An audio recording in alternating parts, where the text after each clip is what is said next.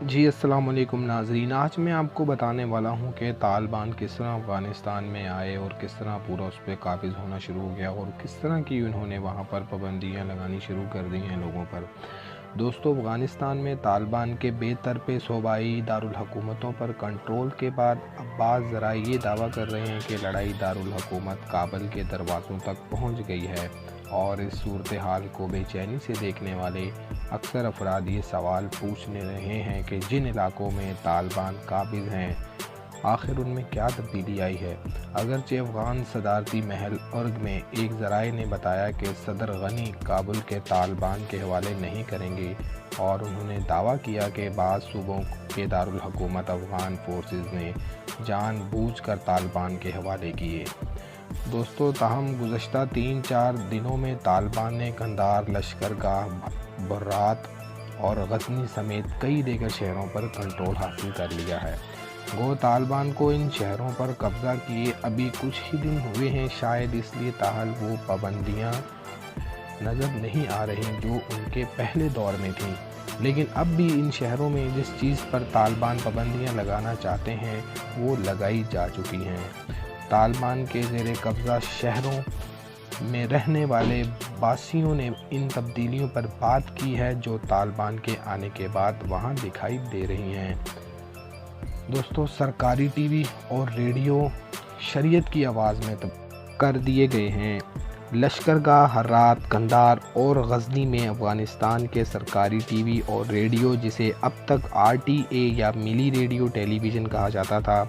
طالبان کے کنٹرول کے بعد سے شریعت زاغ یا شریعت کی آواز میں تبدیل ہو گئے ہیں۔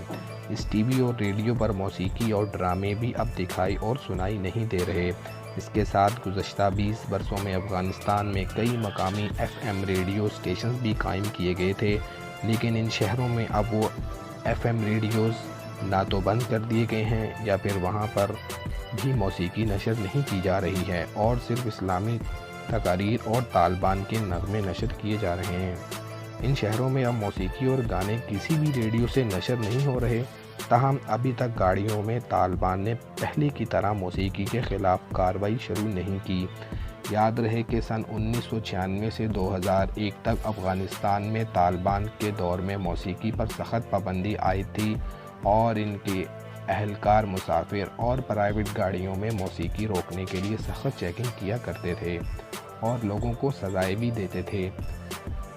اس وقت طالبان جن جن علاقوں پر کنٹرول حاصل کرتے رہے وہاں پر اسی وقت T V, VCR، audio cassettes اور ڈش انٹیناز کو آگ لگاتے رہے۔ ان شہروں کے باسیوں کے مطابق اب تک وہاں پر پہلے کی طرح داڑھی منڈوانے پر بھی کوئی پابندی نہیں ہے، اور نہ صرف عوام خود داڑھی نہیں رکھ رہی بلکہ ان شہروں میں موجود ہیئر ڈریسرز کو بھی داڑھی شیو نہ کرنے کی احکامات نہیں دیے گئے ہیں۔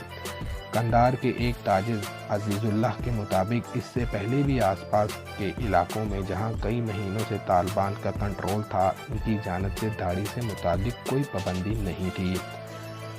دوستو، بازاروں سے خواتین کا غائب ہونا یہ بھی ایک عجیب واقعہ ہے۔ طالبان کے زیر کنٹرول شہروں میں شہریوں کے مطابق ایک بڑی تبدیلی یہ نظر آ رہی ہے کہ بازاروں میں خواتین بالکل بھی دکھائی نہیں دے رہی ہیں، تاہم کچھ شہروں میں پھر بھی پہلے کی نسبت انتہائی کم خواتین بازاروں میں نظر آ رہی ہیں۔ دور میں افغانستان کے شہروں میں خواتین کو اپنے گھروں سے بغیر محرم نکلنے پر سخت پابندی تھی، اور اسی وجہ سے اب بھی طالبان کے زیر کنٹرول شہروں میں خواتین اپنے گھروں سے نکلنے سے ڈرتی ہیں۔ اگرچہ طالبان میڈیا ونگ کی جانب سے ان شہروں میں معمولات زندگی مکمل طور پر بحال ہونے کے دعوے کیے جا رہے ہیں، لیکن شہریوں نے بتایا کہ وہاں ڈر اور خوف کا ماحول ہے۔ طالبان کے زیر کنٹرول بعض شہروں میں کچھ ذرائع یہ دعویٰ کر رہے ہیں کہ طالبان نے لڑکیوں کی تعلیم پر مکمل پابندی عائد کر دی ہے، تاہم بعض جگہوں میں صرف چھٹی جماعت تک کی بچیوں کو اسکول پڑھنے کی اجازت دی ہے، اور اس سے بڑی عمر کی بچیوں کو اسکول جانے سے روک دیا گیا ہے۔